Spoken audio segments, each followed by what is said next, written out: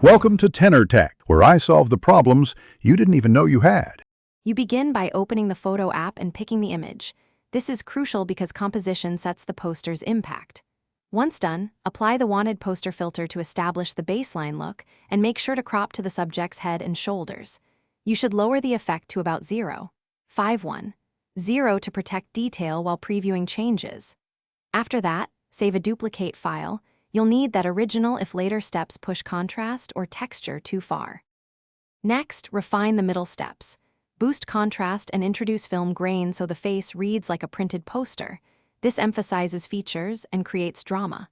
Then desaturate about 70–90% to move towards sepia or black and white, because color distracts from the wanted aesthetic. After that, add a subtle vignette and paper texture overlay, and slightly burn the edges. These layers recreate wear and focus attention on the center. Keep checking the subject so details remain legible. Finally, add the text elements.